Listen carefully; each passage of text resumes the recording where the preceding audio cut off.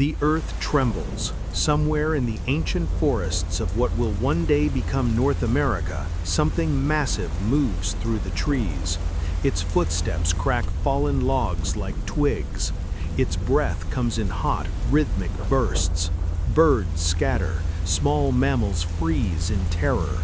And then it emerges into the clearing, a living nightmare of muscle, bone, and teeth. Tyrannosaurus rex, the king of the dinosaurs, the most fearsome land predator that has ever walked this planet. Thousands of miles away and millions of years later, the ocean swells with a different kind of power. Beneath the surface, in waters so deep that sunlight barely penetrates, a shadow moves. It is not a whale, though it dwarfs even the largest whales of its era. It is not a fish, though it shares their streamlined form. It is something far more ancient, far more terrifying. Megalodon, the giant tooth, the lord of the prehistoric seas, the most powerful aquatic predator in Earth's history. Two of the deadliest predators our world has ever known. One ruled the land with absolute authority, its roar echoing across primeval plains. The other dominated the oceans with patient, devastating precision, its presence turning entire coastlines into zones of terror. They were separated by millions of years of evolution and by the fundamental barrier between land and sea. They never met. They could never have met. But what if they did? What if, through some impossible twist of time and space, these two titans found themselves in the same place at the same moment? What if the king of the Cretaceous came face to face with the emperor of the Miocene? What would happen when the ultimate land predator confronted the ultimate marine predator? This is the question that has captured imaginations for generations. It is the kind of question that children ask and scientists quietly wonder about.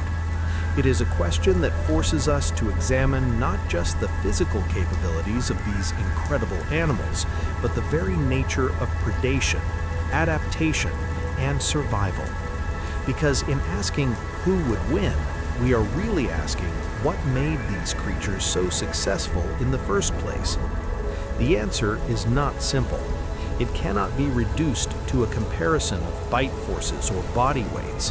It must account for the environments that shaped these predators, the strategies they evolved, and the limitations that bound them. It must acknowledge that a fight between a T-Rex and a Megalodon is not just improbable, but virtually impossible under natural circumstances. And yet, in exploring this impossibility, we learn profound truths about both creatures. In the pages that follow, we will journey back through time to meet these giants on their own terms. We will walk the forests of the late Cretaceous alongside Tyrannosaurus rex, feeling the ground shake beneath its massive feet. We will dive into the Miocene oceans with Megalodon, watching as it hunts whales with terrible efficiency. We will compare their worlds, their weapons, and their ways of killing. And finally, we will imagine the unimaginable, a confrontation between apex predators from different ages and different realms. The prehistoric world was not kind. It did not reward weakness or hesitation.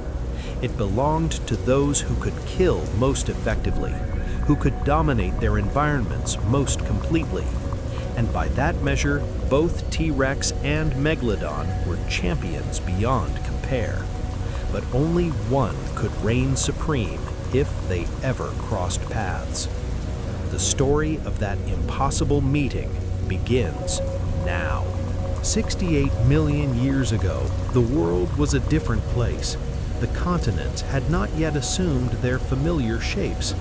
North America was divided by a great inland sea that stretched from the Gulf of Mexico to the Arctic Ocean. The climate was warm and humid, with no polar ice caps and sea levels far higher than today. Dense forests covered much of the land, broken by river systems and coastal plains. And in this world of abundant life, one predator stood above all others: Tyrannosaurus rex. The name itself commands respect. It means Tyrant Lizard King, a title that no animal has ever deserved more completely. For approximately 2 million years, from about 68 to 66 million years ago, T-Rex was the undisputed apex predator of its ecosystem. Nothing challenged it. Nothing could. The size of T-Rex is difficult to comprehend without standing in its presence, which, of course, is no longer possible. Adult specimens reached lengths of 40 to 43 feet from nose to tail. They stood approximately 12 feet tall at the hip, with heads that could reach heights of nearly 20 feet when fully raised. The largest individuals weighed between 9 and 14 tons, making them heavier than a loaded school bus. When T-Rex walked, the Earth remembered. But size alone does not make an apex predator. Many dinosaurs were larger than T-Rex, including the sauropods that shared its ecosystem. What made T-Rex supreme was the combination of size with weaponry, specifically the most powerful bite ever recorded in any terrestrial animal. The skull of T-Rex was a masterpiece of evolutionary engineering. Unlike the narrow, lightweight skulls of many theropod dinosaurs, the T-Rex skull was massively built, with thick bones and enormous muscle attachment sites. The temporal fenestrae, the openings in the skull behind the eyes, were proportionally huge, providing space for jaw muscles of extraordinary size. When these muscles contracted, they generated forces that no other land animal could match. Scientists estimate that T-Rex could bite with a force of approximately 12,800 pounds per square inch. Some studies suggest even higher figures, approaching 17,000 pounds per square inch at the back teeth. To put this in perspective, a modern lion bites with about 650 pounds per square inch. An alligator, famous for its crushing bite, generates around 2,500 pounds per square inch. T-Rex was in a different category entirely. The teeth of T-Rex were as terrifying as its bite force. Unlike the blade-like teeth of many predatory dinosaurs, T-Rex teeth were thick and conical, shaped more like railroad spikes than steak knives. The largest teeth could reach lengths of over 12 inches, including the root. These teeth were not designed for slicing. They were designed for crushing, for punching through bone, for destroying whatever they closed upon. This combination of bite force and tooth design gave T-Rex a unique feeding style among theropods. While other predators had to carefully avoid bones when feeding, T-Rex simply bit through them. Fossilized coprolites, preserved dinosaur dung attributed to T-Rex, contained large fragments of crushed bone, demonstrating that this predator consumed its prey almost entirely. Nothing was wasted. Nothing was left behind. The hunting strategy of T-Rex has been debated by paleontologists for decades. Some have argued that such a massive animal could not have been an active hunter and must have relied primarily on scavenging. The evidence, however, points firmly toward active predation. T-Rex had forward-facing eyes that provided excellent binocular vision and depth perception, essential for a pursuit predator. Its olfactory bulbs were enormous, granting it a sense of smell that could detect prey from miles away. And despite its size, T-Rex was capable of surprising speed. Biomechanical studies suggest that T-Rex could move at speeds of 12 to 25 miles per hour, depending on the study and the assumptions used. While this may not seem fast by modern standards, it was more than sufficient to overtake the herbivorous dinosaurs that formed its primary prey. Triceratops, Edmontosaurus, and Ankylosaurus were all powerful animals in their own right, but none could outrun a determined T-Rex. The environment in which T-Rex hunted was ideally suited to its abilities. The late Cretaceous forests of North America were not the dense, jungle-like environments of popular imagination. They were more open, with stands of conifers, flowering plants, and ferns separated by clearings and river valleys. This terrain provided cover for ambush attacks while still allowing T-Rex to use its speed in pursuit. Imagine the scene. A herd of Edmontosaurus grazes along a riverbank, their duck-billed heads dipping to crop vegetation. The air is warm and heavy with humidity. Insects buzz. The river flows gently past. And then, from the tree line, comes a sound, a deep, resonant rumble that is felt as much as heard. The Edmontosaurus raise their heads, nostrils flaring, eyes scanning.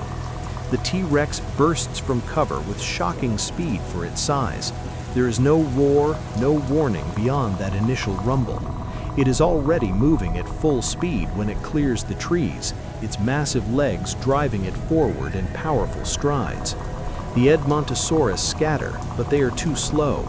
The T-Rex has already selected its target, a young adult lagging slightly behind the others. The attack is over in seconds. The T-Rex's jaws close on the Edmontosaurus's back, those massive teeth punching through hide and muscle and bone. The force of the bite is catastrophic, severing the spine and killing the prey almost instantly. The T-Rex shakes its head once, tearing a massive chunk of flesh free, and the Edmontosaurus collapses. This was the reality of T-Rex predation, not a prolonged chase or a desperate struggle, but a single devastating attack that ended before the prey could mount any defense. T-Rex did not fight its prey, it destroyed it. But T-Rex was not invincible. Fossil evidence shows that these great predators sometimes sustained serious injuries, including broken bones that healed over time. Some of these injuries may have come from prey fighting back, particularly from the horns of Triceratops or the clubbed tails of Ankylosaurus. Other injuries may have resulted from conflicts with other T-Rex, perhaps over territory or mating rights. Life at the top of the food chain was not without risk. The arms of T-Rex have long been the subject of curiosity and sometimes mockery. Proportionally tiny compared to the rest of the body, these limbs seem almost vestigial, yet they were not weak. Each arm was capable of lifting several hundred pounds, and the two-fingered hands bore sharp claws.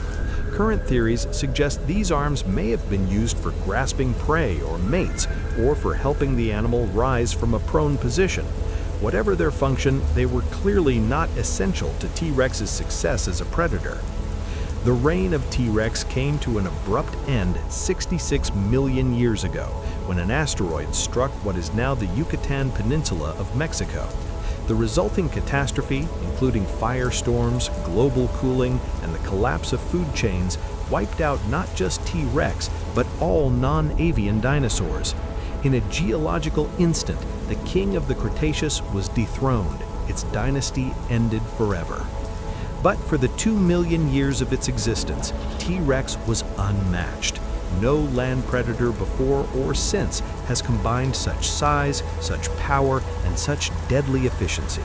It was the ultimate expression of terrestrial predation, a creature so perfectly designed for its role that even 68 million years later, it still defines our image of the prehistoric world. This was the king of the land. Now we must meet the emperor of the sea. The oceans have always been places of mystery and terror. Even today, with our satellites and submarines, we have explored only a fraction of the deep sea. We know more about the surface of Mars than we do about the floors of our own oceans. And in the prehistoric past, when the seas were warmer and fuller of life, they harbored monsters beyond imagination. Megalodon emerged approximately 23 million years ago, at the beginning of the Miocene epoch. It was a shark, but to call it merely a shark is like calling a T-Rex merely a lizard. Megalodon was the apex predator of the ancient oceans, a creature so massive that modern great white sharks, terrifying in their own right, would have been prey in its waters. The size of Megalodon has been the subject of extensive scientific study and considerable debate. Because sharks have cartilaginous skeletons rather than bones, they rarely fossilize completely. Most of what we know about Megalodon comes from its teeth, and occasional vertebrae. But these remains tell a remarkable story. Megalodon teeth are among the most common fossils found on beaches and in sedimentary deposits around the world. They range in size from small juveniles to massive adults, with the largest teeth measuring over 7 inches in length. These teeth are similar in shape to those of great white sharks, triangular and serrated, but scaled up to nightmarish proportions. A single megalodon tooth is the size of a human hand. Based on tooth size and comparisons with modern sharks, scientists estimate that Megalodon reached lengths of 50 to 60 feet, with some individuals possibly exceeding 65 feet. This would make Megalodon roughly 3 times the length of the largest great white sharks. In terms of weight, estimates range from 50 to over 70 tons, making Megalodon one of the largest predatory fish to have ever lived. Only the whale sharks and basking sharks of today exceed these dimensions, and those are harmless filter feeders. The bite force of Megalodon was proportionally even more impressive than its size. Computer modeling based on jaw reconstructions suggests that Megalodon could generate bite forces of 24,000 to 41,000 pounds per square inch. The higher estimates would make Megalodon's bite the most powerful of any animal ever studied, living or extinct. These calculations are not just theoretical. Fossilized whale bones bearing Megalodon bite marks show the massive, crushing wounds that only such force could create. The teeth of Megalodon were designed for a specific purpose. Unlike the spike-like teeth of T-Rex, which were meant to crush and puncture, Megalodon teeth were serrated cutting blades. Each tooth edge bore dozens of tiny, razor-sharp projections that functioned like steak knives. When Megalodon bit down and shook its head, these serrations would slice through blubber, muscle, and bone alike. The wounds inflicted were not meant to kill instantly, but to disable, allowing the shark to finish its prey at leisure. The hunting strategy of Megalodon was fundamentally different from that of T-Rex. While the dinosaur relied on explosive speed and crushing power, the shark employed patience and devastating ambush attacks. The ocean offers no cover in the traditional sense, but it offers something equally effective, namely depth. Megalodon hunted from below, rising from the dark waters beneath its prey to strike with overwhelming force. The primary prey of Megalodon was whales. The Miocene oceans teemed with cetaceans of all sizes, from small dolphins to medium-sized baleen whales. These mammals, warm-blooded and air-breathing, had to surface regularly, making them vulnerable to attack from beneath. Megalodon would have positioned itself below a whale pod, selected a target, and then rocketed upward with its jaws open wide. The initial strike was designed to cripple. Megalodon targeted fins and tails, the propulsion systems that allowed whales to escape. A single bite could sever a tail fluke or destroy a pectoral fin, leaving the whale unable to swim effectively. The shark would then retreat and wait as its victim weakened from blood loss and exhaustion. When the whale could no longer resist, Megalodon would return to feed. This hunting strategy is not merely speculation, it is evidenced by the fossil record. Whale bones from the Miocene show distinctive Megalodon bite marks concentrated on fins, tails, and the rib cage protecting vital organs. The pattern is consistent and unmistakable. Megalodon was a specialist, evolved specifically to hunt the largest animals in its ecosystem. The environment of the Miocene oceans was ideally suited to such a predator. Global temperatures were higher than today, and the oceans were warmer and more productive. Whale populations numbered in the millions, providing essentially unlimited prey for the giant sharks. Coastal nursery areas, identified through concentrations of juvenile Megalodon teeth, offered protected waters where young sharks could grow without risk from larger adults. But Megalodon was not restricted to coastal waters. Its size and power allowed it to cruise the open ocean, ranging across thousands of miles in search of prey. Fossil teeth have been found on every continent, indicating a truly global distribution. Megalodon was not just an apex predator, it was a cosmopolitan apex predator, dominating oceans worldwide. The sensory capabilities of Megalodon would have been extraordinary. Like all sharks, it possessed lateral lines capable of detecting vibrations in the water from considerable distances. It could sense electrical fields generated by the muscle movements of prey, a sense called electroreception. Its sense of smell was likely acute enough to detect blood in the water from miles away, and its vision, while not its primary hunting sense, would have been adapted to the low light conditions of deep water. Imagine the perspective of a whale in Megalodon's ocean. You swim through warm, productive waters, part of a pod that has traveled these routes for generations. The sea seems calm and safe.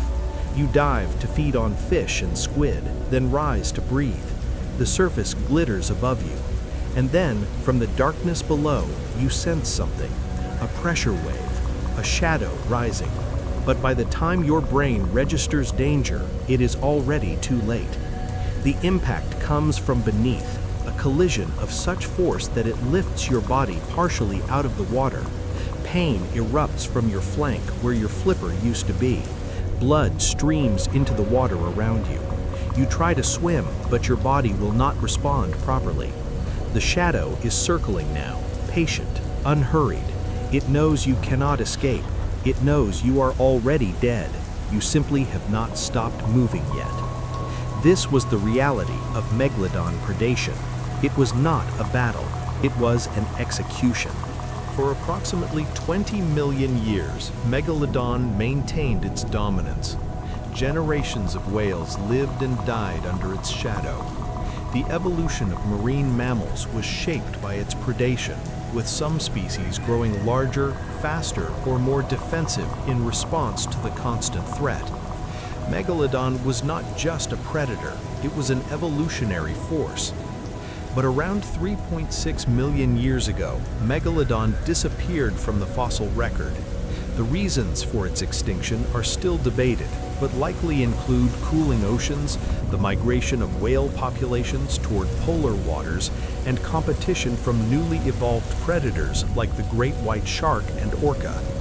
The warm, productive seas that had supported Megalodon for so long were changing, and the giant shark could not adapt. Yet for its 20 million years of dominance, Megalodon was unmatched in the marine realm. No other predator could challenge it. No prey was too large or too dangerous. It was the ultimate expression of oceanic predation, a creature whose very name still evokes terror millions of years after its extinction. This was the Emperor of the Seas. Now we must compare these two rulers of their respective worlds. To truly understand what a confrontation between T-Rex and Megalodon would mean, we must first understand the worlds that shaped them.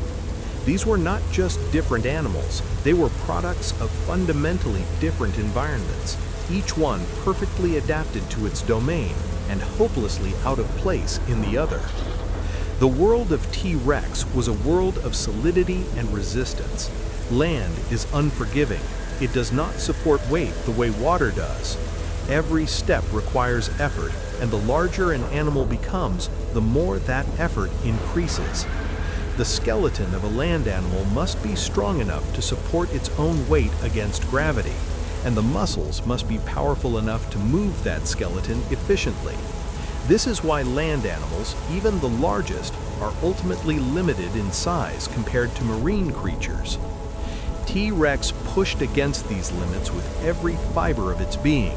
Its bones were thick and reinforced, with hollow chambers that reduced weight without sacrificing strength. Its leg muscles were enormous, attached to hip bones that had evolved specifically to transfer power efficiently. Its tail provided counterbalance, allowing the animal to run without tipping forward. Every aspect of T-Rex anatomy was a compromise between size and mobility, an engineering solution to the problem of being a giant in a gravity-dominated world. The environment T-Rex inhabited reflected these constraints. The late Cretaceous forests of North America were not jungles, but semi-open woodlands, with enough space between trees for a 40-foot predator to move. River systems provided water and concentrated prey at predictable locations. The terrain was varied but navigable, with hills, valleys, and plains that a powerful walker could traverse. Hunting in this environment required specific adaptations. T-Rex needed forward-facing eyes for depth perception, essential for judging distances on land, where parallax and perspective are the primary tools for spatial awareness. It needed powerful legs for pursuit and for the explosive acceleration required to ambush prey. It needed a massive head and jaws, because on land, the entire body cannot participate in a bite the way it can in water. Only the muscles of the head and neck could generate biting force. The world of Megalodon was utterly different. Water supports weight. It surrounds and cushions. A marine animal does not fight against gravity the way a land animal does. Instead, it fights against drag, the resistance of water to movement. This allows marine animals to grow much larger than their terrestrial counterparts, but it also demands different body shapes and movement strategies.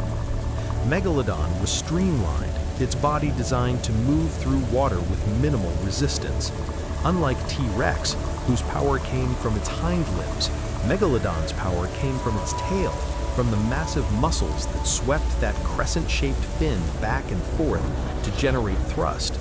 The pectoral fins provided lift and steering, but propulsion was entirely posterior. This is a fundamentally different mode of locomotion than walking, and it produces fundamentally different body plans. The Miocene oceans that Megalodon inhabited were vast and three-dimensional in a way that land environments simply are not. A terrestrial predator operates on a two-dimensional surface. It can move forward, backward, and side to side, but vertical movement is limited by gravity and terrain. A marine predator operates in three dimensions. It can move up, down, and in every horizontal direction with equal ease. The hunting strategies that evolve in such an environment are correspondingly different. In the ocean, there is no hiding behind trees or rocks in the traditional sense. Cover comes from depth, from darkness, from the murky suspension of particles in the water column. Megalodon used these features to approach prey from below, where visibility was poorest, and where the silhouette of the shark would be lost against the darkness of the deep. This is the opposite of terrestrial ambush tactics, which typically involve attacking from cover at the prey's own level. The sensory environments of these two worlds were also profoundly different. On land, vision is the primary sense for hunting. Light travels in straight lines and is not significantly absorbed by air, making it possible to spot prey from great distances. Smell is important, but diffuse, providing information about the presence of prey rather than its precise location. Sound travels quickly and can indicate direction, but its utility depends on the prey making noise. In water, everything changes. Light is absorbed rapidly, limiting visibility to a few hundred feet at best, and often much less. Smell becomes a tracking sense, with dissolved chemical traces providing directional information as they drift on currents. Sound travels faster and farther in water than in air, making it a powerful tool for detection. And electroreception, impossible in air, becomes perhaps the most important close-range hunting sense. These differences meant that T-Rex and Megalodon hunted in entirely incompatible ways. T-Rex spotted its prey visually, selected a target, and pursued with explosive speed, closing the distance before the prey could react. Megalodon detected its prey through a combination of senses, approached from below using depth as cover, and struck with an attack designed to cripple rather than kill instantly. Both strategies were devastatingly effective in their respective environments. Neither would work in the other's domain. The prey species of these two predators also reflected their different worlds. T-Rex hunted dinosaurs, creatures that walked on land and could run on 2 or 4 legs. They were solid, heavy, and bound to the ground. They could hide behind terrain features or stand and fight with horns, clubs, or sheer mass. The contest between T-Rex and its prey was a contest of land-bound capabilities. Megalodon hunted whales, creatures that swam in 3 dimensions and could dive to escape or surface to breathe. They were buoyant, streamlined, and capable of sustained swimming that would exhaust any terrestrial pursuer. They could not hide in the traditional sense, but they could flee in any direction, and their social behavior allowed for group defense. The contest between Megalodon and its prey was a contest of marine capabilities. What happens when you remove one of these predators from its native environment?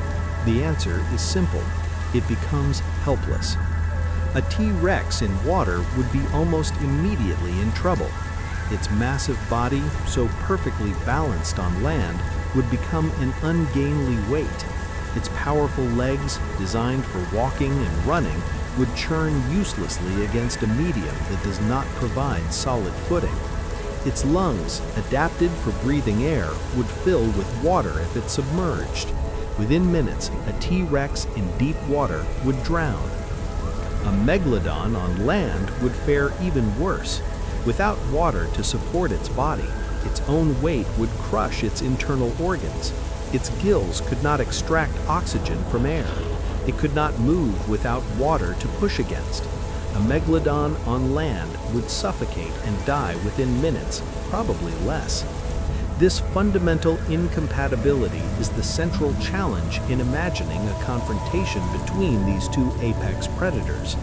They were not just separated by millions of years, they were separated by the most basic requirements of survival. Any encounter between them would have to occur in a transitional zone, a place where both could temporarily survive, however briefly. Such a place is not easy to imagine, but it is not impossible. And in the next section, we will explore what might happen if these 2 apex predators found themselves in precisely such an unlikely location. The sun is setting over a prehistoric coastline. The year is impossible, a fiction necessary to bring together animals separated by 60 million years of evolution. The location is a sandy beach, where the land slopes gradually into the sea and the water remains shallow for some distance from shore. This is the transitional zone, the only possible arena for a confrontation between the king of the land and the emperor of the sea. A T-Rex stalks along the waterline. It has come to the shore following the scent of a carcass, perhaps a whale that washed up on the beach or a marine reptile left by the tide. Such scavenging opportunities were common in the real Cretaceous, and T-Rex would have exploited them readily. The great predator moves through water that reaches just above its ankles, unbothered by the gentle waves that lap against its massive legs. Out beyond the breakers, in water perhaps 20 feet deep, a shadow moves. Megalodon has followed a pod of small whales into this coastal area, and now it patrols the boundary between shallow and deep water. The shark does not like the shallows. Its massive body requires depth to maneuver, and the sandy bottom is too close for comfort. But the scent of blood from the shore has caught its attention. Something large is feeding, something that might be prey or might be competition. The T-Rex wades deeper, drawn by the carcass that lies half submerged in the shallows. The water reaches its knees now, and it moves more cautiously. The footing is uncertain here, the sand shifting beneath its feet with each wave. But the meat is just ahead, and hunger drives the predator forward. Megalodon circles closer. Its electroreceptors are firing now, detecting the electrical fields generated by the T-Rex's powerful muscles. This is a large animal, larger than any prey the shark normally encounters in such shallow water. But it moves strangely, not like a whale or a fish. It is walking on the bottom rather than swimming. The shark is curious. The shark is hungry. The confrontation is now inevitable. Two apex predators, each supreme in its own environment, are approaching each other in a zone where neither is fully comfortable. The T-Rex cannot swim. The Megalodon cannot walk. The battlefield is a strip of shallow water where both can exist, if only barely. Let us consider what each predator brings to this impossible encounter. T-Rex possesses the most powerful bite of any land animal, approximately 12,800 pounds per square inch. This is devastating against terrestrial prey, capable of crushing bone and puncturing armor. But in water, biting becomes more difficult. The resistance of water slows jaw movement, and the need to breathe air limits how long T-Rex can keep its head submerged. Any bite would have to be quick, delivered in the fraction of a second that the head is underwater. Megalodon possesses an even more powerful bite, potentially up to 41,000 pounds per square inch. This force is designed to shear through whale blubber and bone, and it would be equally effective against the flesh of a T-Rex. Moreover, Megalodon can bite repeatedly without needing to surface, and its attacks typically come from angles that prey cannot anticipate. T-Rex has forward-facing eyes that provide excellent depth perception on land. But in water, visibility is severely limited, and the dinosaur's eyes are not adapted to aquatic vision. T-Rex would be functionally half-blind in any underwater confrontation. Megalodon has eyes designed for underwater use, along with lateral lines and electroreceptors that provide spatial awareness even in murky conditions. In its element, the shark knows exactly where the T-Rex is at all times. T-Rex is bipedal, balancing its enormous body on two powerful legs. This works perfectly on land, but becomes precarious in water. Waves, currents, and the shifting sand beneath its feet all threaten to knock the dinosaur off balance. A T-Rex that falls in water may struggle to rise. Megalodon is neutrally buoyant, supported by the water that surrounds it. The shark can maneuver in 3 dimensions, approaching from any angle. In waist-deep water, Megalodon would have difficulty getting at the T-Rex's upper body, but in deeper water, the entire dinosaur becomes vulnerable. The key to this confrontation is depth. In water shallow enough for T-Rex to stand with its head well above the surface, the dinosaur has significant advantages. It can breathe freely, see clearly above the waterline, and use its powerful legs to move and kick. Megalodon, in contrast, would be limited to attacking the submerged portions of the T-Rex's body, primarily the legs, and would risk beaching itself if it ventures too close to shore. But if T-Rex wades into deeper water, the equation shifts dramatically. Once the water reaches the dinosaur's chest, its mobility is severely compromised. Its tail drags in the water, its balance becomes precarious, and its head must tilt awkwardly to keep its nostrils above the surface. This is when Megalodon's advantages become overwhelming. Let us imagine the first scenario, where T-Rex stays in shallow water. The dinosaur has located the carcass and is feeding greedily. It tears chunks of flesh from the rotting whale, tossing its head to swallow each mouthful. The water around it is barely knee-deep, and the T-Rex pays no attention to the shadow circling offshore. Megalodon approaches. The shark has never encountered anything quite like this creature, but its instincts are clear. Large animals near the shore are potential prey. The shark moves closer, its dorsal fin cutting the surface of the water like a blade. T-Rex notices. That massive head turns, those keen eyes focusing on the approaching fin. The dinosaur has never seen a shark, has no frame of reference for understanding what this creature is, but it recognizes a threat when it sees one. A low rumble builds in its chest, a warning that would send any land predator fleeing. Megalodon does not flee. Sharks do not understand intimidation the way mammals do. The threat display means nothing. The shark continues its approach, testing the waters, looking for an opening. The first pass is exploratory. Megalodon sweeps through water barely deep enough to cover its back, its massive body creating a wave that washes against the T-Rex's legs. The dinosaur stumbles slightly, then recovers, turning to track the shark's movement. If it were faster, if it were more familiar with water, T-Rex might strike at this moment. But it is neither, and the opportunity passes. Megalodon circles back. This time it aims for a leg. The shark's mouth opens, revealing rows of triangular teeth, each one larger than a dinner plate. The attack comes fast, a lunge that propels the shark's head out of the water. But the water is too shallow. Megalodon grounds itself momentarily on the sandy bottom, and T-Rex, moving with surprising speed for such a large animal, brings its foot down on the shark's body. The impact is tremendous. Ribs crack, cartilage splinters. Megalodon writhes, its tail thrashing, and pushes itself back into deeper water, leaving a trail of blood in its wake. In this scenario, the shallow water has protected T-Rex. The shark's attack was hampered by the lack of depth, and the dinosaur's sheer weight and power turned the tables. Megalodon retreats, wounded, perhaps mortally.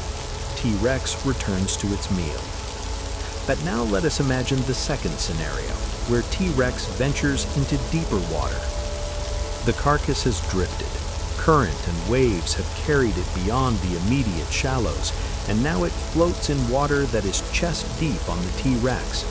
The dinosaur follows, driven by hunger or perhaps simple obstinacy.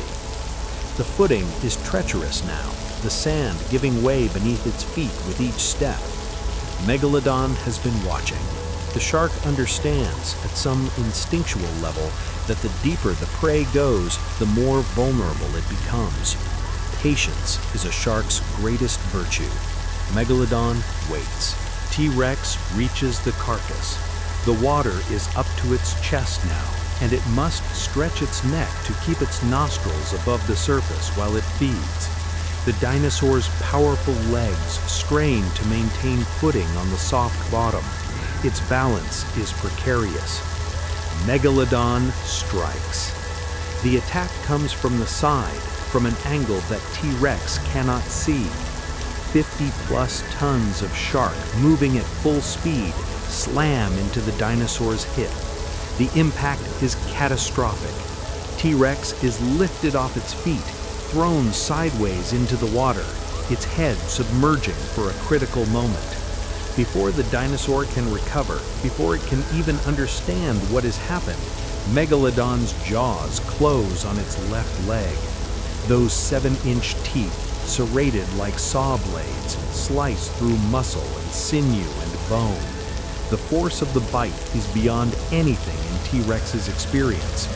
The leg that has supported its weight for 2 decades is suddenly gone, severed just above the knee. T-Rex thrashes wildly, its remaining legs churning the water, its jaws snapping at an enemy it cannot reach. But the battle is already over. Blood pours from the wound, clouding the water. The shark releases its grip and retreats, waiting for its prey to weaken. The shark has done this 1,000 times with whales. It knows the waiting game. Within minutes, T-Rex's struggles slow. The massive heart cannot compensate for the blood loss. The brain that has made this animal the most feared predator on land begins to starve of oxygen. The water that the dinosaur's ancestors left hundreds of millions of years ago now fills its lungs. Megalodon returns to feed. Having explored these two scenarios, we must now attempt to answer the question that has driven this entire investigation. If T-Rex and Megalodon could somehow meet, which would emerge victorious? The answer, unsatisfying as it may be, is that it depends entirely on the circumstances.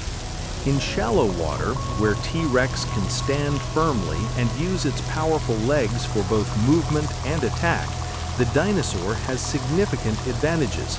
Its bite force, while less than Megalodon's, is still more than sufficient to cause serious injury to a shark. Its mass, when supported by solid footing, can be brought to bear against any creature that ventures too close. And critically, T-Rex can breathe freely while keeping its head above water, while Megalodon must expose itself to attack if it wants to bite anything above the waterline. In deeper water, the equation reverses completely. Once T-Rex loses solid footing, it becomes vulnerable. Its powerful legs become useless against a medium they were never designed to navigate.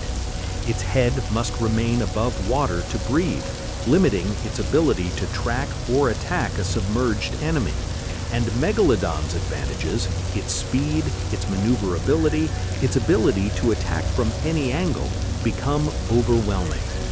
The critical depth appears to be somewhere around chest height for the T-Rex.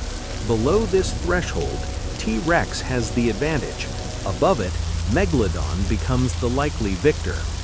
The transition zone is narrow, perhaps only a few feet of depth separating dinosaur dominance from shark supremacy. But we must also consider the nature of the animals themselves. T-Rex was an intelligent predator by the standards of its time, but it had no experience with aquatic combat. It would not know to stay in shallow water. It would not understand that deeper water meant death. A T-Rex encountering a Megalodon for the first time might well wade out to confront this strange new threat, not realizing until too late that it had entered enemy territory. Megalodon, conversely, was perfectly adapted to patience and opportunism. Sharks do not take unnecessary risks. A Megalodon confronted by a formidable opponent in shallow water would likely retreat and wait for conditions to improve. It would not beach itself trying to attack something on shore. It would circle and test and wait for its prey to make a mistake. This difference in behavior may be the deciding factor. T-Rex was a creature of action, of explosive attacks and decisive violence. Megalodon was a creature of patience, of hit-and-run tactics and death by 1,000 cuts. In a prolonged encounter, the shark's patience would likely outlast the dinosaur's caution. If we must declare a most likely victor, the evidence points to Megalodon, but with important qualifications. The shark wins only if the confrontation occurs in deep enough water, which is precisely where the confrontation would be most likely to occur. A T-Rex investigating a coastal carcass would naturally follow it into the water. A Megalodon patrolling the coast would naturally wait in deeper water for such an opportunity. The terrain favors the shark, but this should not diminish T-Rex in our estimation. On land, Tyrannosaurus rex was invincible, the undisputed master of its world. No creature of the Cretaceous could challenge it, and few could even survive an encounter with it. The fact that T-Rex might lose to Megalodon in water is no more a criticism of T-Rex than the fact that Megalodon would die on land is a criticism of the shark. Each was supreme in its own domain. The true lesson of this hypothetical confrontation is not about which predator was stronger. It is about the power of environment in shaping survival. Evolution produces creatures that are perfectly adapted to their worlds, not creatures that are universally powerful. Remove an apex predator from its environment, and it becomes helpless, regardless of its weapons or abilities. T-Rex and Megalodon were both products of their environments. They were both apex predators, both evolutionary pinnacles, both masters of their respective domains. Comparing them directly is like comparing a lion to a great white shark. The comparison is interesting, but ultimately meaningless, because these animals evolved to dominate completely different worlds. We have journeyed through time and across the boundary between land and sea. We have walked with T-Rex through Cretaceous forests and swum with Megalodon through Miocene oceans. We have imagined the impossible. a confrontation between apex predators separated by tens of millions of years and by the fundamental division between terrestrial and marine life. What have we learned? We have learned that T-Rex was indeed the king of the dinosaurs, a predator of almost unimaginable power whose bite force has never been equaled by any land animal. We have learned that its reign, though brief in geological terms, was absolute. For 2 million years, nothing challenged its dominance. Nothing could. We have learned that Megalodon was truly the emperor of the ancient seas, a shark so large and so powerful that it preyed upon whales with the same ease that modern sharks prey upon seals. We have learned that its reign was even longer, lasting 20 million years, and that its extinction was caused not by any rival predator, but by environmental changes beyond its control. We have learned that environment is everything. The most powerful predator is worthless outside its domain. T-Rex in water was a drowning giant. Megalodon on land was a suffocating mass of flesh. Each creature's power was meaningful only in the context that shaped it. And we have learned that some questions have no definitive answers. Who would win between T-Rex and Megalodon? The question assumes a confrontation that could never naturally occur. It compares incomparable things. It asks us to choose between masterpieces from different media. The answer depends on where you ask the question, and that is perhaps the most important lesson of all. The prehistoric world was a world of extremes. Giants walked the land and swam the seas. Predators evolved to levels of power that seem almost impossible by modern standards. The arms race between hunter and hunted produced creatures that still astonish us millions of years after their extinction. But that world is gone. The asteroid that killed T-Rex also killed its entire ecosystem, ending the age of dinosaurs forever. The cooling oceans that starved Megalodon also transformed the marine world, ushering in an era dominated by smaller, more adaptable predators. The giants of the past have been replaced by shadows of their former glory. Today's largest land predator is the polar bear, which weighs perhaps 1,500 pounds. Today's largest marine predator is the orca, which may reach 12,000 pounds. These are formidable animals, but they are not in the same category as T-Rex or Megalodon. The age of giants is over. Yet the legacy of these ancient predators lives on.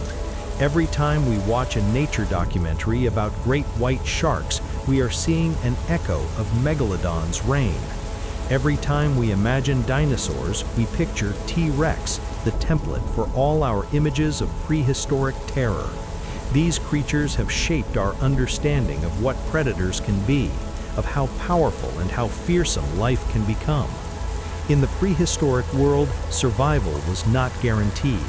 The strong devoured the weak. The slow became prey for the fast.